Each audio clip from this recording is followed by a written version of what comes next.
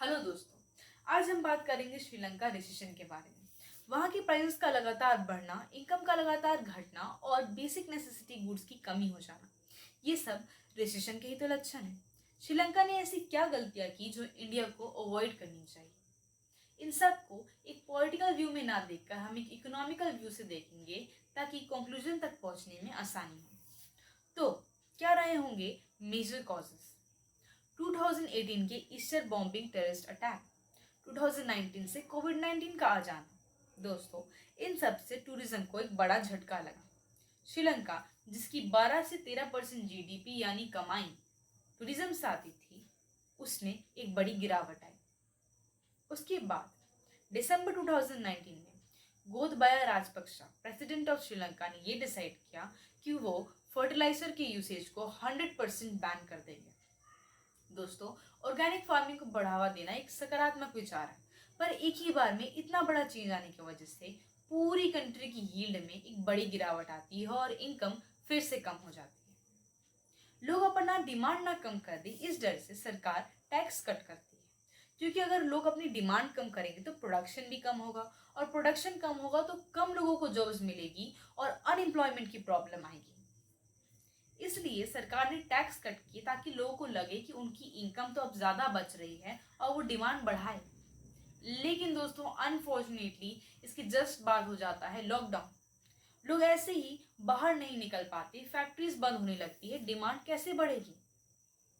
Government को एक बड़ा लॉस झेलना पड़ता है। गवर्नमेंट बजट डेफिसिट फेस करती है। दोस्तों, कोई भी गवर्नमेंट बजट डेफिसिट तब फेस करती है जब उसकी खर्च खर्च यानी वो जो ब्रिजेस बना रही है, रोड्स बना रही है, कंट्री के लिए जो भी चीजें इंपोर्ट कर रही हैं, उन सब में जो खर्च लग रही है उसकी इनकम से ज्यादा हो जाए। सरकार की इनकम यानी टैक्सेस।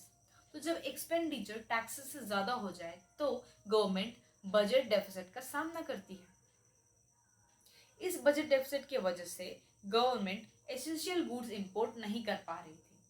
दोस्तों, ये बड़ी बात हैरानी की है कि श्रीलंका राइस और टी में ही सेल्फ रिलायंट है। बाकी हर चीज जैसे कि pharmaceuticals, dairy product, fruits, technology, machinery, ये सब वो इंपोर्ट करती है।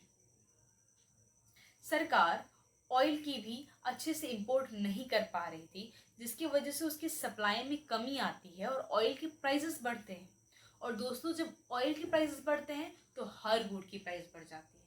तो एक तो दोस्तों, वहाँ पे बेसिक गुड्स की कमी है, ऊपर से प्राइसेस भी बहुत ज़्यादा हाई हैं।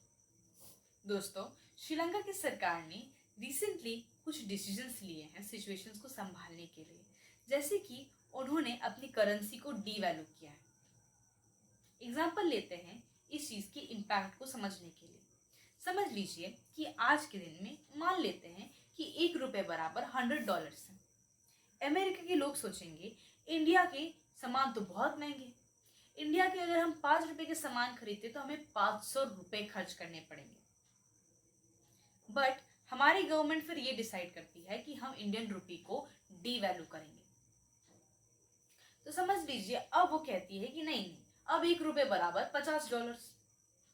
अब अमेरिका के लोग सोचेंगे एक मिनट, अब अगर हम इंडिया के ₹5 की सामान खरीदेंगे तो हमें $250 पे करने पड़ेंगे। अब इंडिया के सामान थोड़े सस्ते हो गए हैं और वो हमसे सामान खरीदने लगेंगे। इस वजह से हमारी नेट एक्सपोर्ट्स बढ़ेगी और हमारी इनकम बढ़ेगी। दोस्तों, कुछ ऐसा ही करना चाह रहा है श्रीलंकन सरकार। इवन ये सॉल्यूशन 1930 के डिप्रेशन में यूज किया गया था डेनमार्क, स्वीडन, नॉर्वे और यूनाइटेड किंगडम द्वारा। दोस्तों, ये देखा भी गया था कि वो कंट्रीज रिसेशन से ज्यादा स्पीड से निकल रही थी। होप करते हैं कि ये डिसीजन श्रीलंका के लिए एक अच्छा साबित हो। उसके साथ साथ श्रीलंका ने अपनी करेंसी को फ्लोटिंग कर दिया है। दोस्तों, फिक्स्ड एक्सचेंज रेट रखने के लिए सरकार को आर्बिट्रेजर्स के साथ आर्बिट्रेज करना पड़ता है। उनको फॉरेन करेंसी और डोमेस्टिक करेंसी का लेन देन करना पड़ता है ताकि वो अपनी एक्सचेंज रेट को फिक्स रख सके। और क्योंकि अब गवर्नमेंट के पास ना ही फॉरेन करेंसी ज़्यादा है और ना ही डोमेस्टिक करेंसी ज़्यादा है, दोनों की ही कमी है, इसीलिए वो एक्सचेंज रेट को फिक्स नहीं रख पा रहे हैं और वो अपनी एक्सचेंज रेट को कह रहे हैं कि हम इसे धीरे धीरे फ्लोटिंग बनाएंगे। दोस्तों, इस टॉपिक को डिटेल में अगर आप जानना चाहते हैं, बहुत ही इंटरेस्टेड हैं, तो let me know in the comment box. तो दोस्तों, अब बात करते हैं श्रीलंका ने जो गलतियां की जो इंडिया को अवॉइड करनी चाहिए। दोस्तों, देखते हैं हम कि इंडिया क्या क्या चीज़ें इंपोर्ट करता है। ये सारी इंफॉर्मेशन मैंने आरबीआई की वेबसाइट से निकाल ली है, तो आप इन पे ट्रस्ट कर सकते हैं। अगर हम देखें तो ये सारी यूनिट्स करोड़्स में दिए गए हैं। इंडिया सबसे ज़्यादा पेट्रोलियम, क्रूड एंड प्रोडक्ट्स का इंपोर्ट करता है। उसके बाद में machinery, electrical and non electrical, electronic goods, gold, इन सब चीज़ों का। दोस्तों, पेट्रोलियम और गोल्ड की बात करें तो ये सब तो नेचुरल रिसोर्सेस हैं। इनकी हमारे पास माइंस नहीं है, तो उनमें हम ज़्यादा कुछ नहीं कर सकते। हाँ, हम अल्टरनेटिव सोर्स ऑफ एनर्जीज तो ढूंढ ही सकते हैं। बट दोस्तों, जहाँ तक बात की जाए इलेक्ट्रॉनिक की, मशीनरी की, तो यहाँ पे तो हम अपना सेल्फ रिलायंस पा सकते हैं। हम इनोवेशन को बढ़ावा दे सकते हैं। एजुकेशन सिस्टम में अगर हम इम्प्रूवमेंट लाए तो हम इसमें आत्मनिर्भर भारत बन सकते हैं। दोस्तों, चलिए देखते हैं कि इंडिया किन किन चीज़ों में सेल्फ रिलायंट है।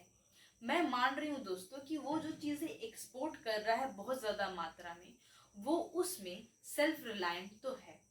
दोस्तों, ग्रीन रेवोल्यूशन के बाद इंडिया में इतना कॉन्फिडेंस आ गया है कि वो अपने देश भर के लिए खाना उपजा सकता है, उसमें वो सेल्फ रिलायंट है। बट और चीज़ें जैसे कि इंजीनियरिंग गुड्स। दोस्तों, इंजीनियरिंग गुड्स वो छोटे पार्ट्स होते हैं मशीन्स के जो उन्हें बनाने में लगते हैं।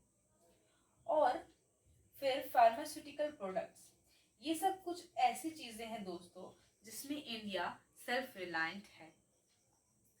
हम देख सकते हैं दोस्तों कैसे आत्मनिर्भर भारत जो है वो बनाना कितना ज़रूरी है।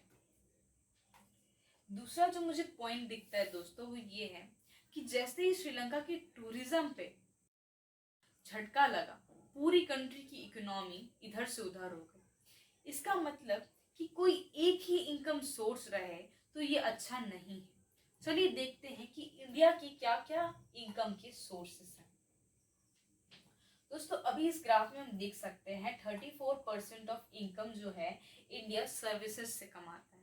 यानी वो आईटी सेक्टर की जॉब्स हो गई, या वो सर्विसेज, आप किसी भी तरह की सर्विस दे रहे हैं, एक टीचर है, एक डॉक्टर है, वो सारी सर्विसेज जो हैं उनसे सबसे ज़्यादा इंडिया कमा रहा है। मतलब वो एक बड़ी इनकम की सोर्स है, 34%। दोस्तों, नेक्स्ट आता है माइनिंग एंड क्वारिंग से 13%, and then 10% trade, hotels and transport. यानी कि इंडिया अभी टूरिज्म पे 10% डिपेंडेंट है, and then 12% from industry sector and 9% from manufacturing. दोस्तों, मेरे हिसाब से जितना ज़्यादा डाइवर्सिफाई इनकम सोर्स होगा, अलग अलग जगह से हम इनकम उठा रहे होंगे, उतना इंडिया के लिए अच्छा है। ताकि कोई एक इनकम सोर्स पे भी कोई प्रॉब्लम हो तो इंडिया बाकी इनकम सोर्सेस से अपने आप को संभाल सके। दोस्तों, आज का वीडियो हम यहीं ख़त्म करते हैं, और मैं होप करती हूँ कि इस वीडियो से ज़रूर आपको कुछ अलग और नई इन्फॉर्मेशंस मिली होंगी। अगर आपको इसी तरीके से इंडिया और वर्ल्ड की इकोनॉमी से रिलेटेड हर बात से हमेशा डिटेल्ड में रूबरू रहना है, उससे जानते रहना है, तो हमारे साथ जुड़े रहिए। मेरे चैनल को सब्सक्राइब करिए, लाइक कर दीजिएगा मेरी मेहनत के लिए। एंड यस, अगर आपको वो आर्बिट्रेज वाला प्रोसेस और डिटेल से जानना है तो कमेंट बिलो।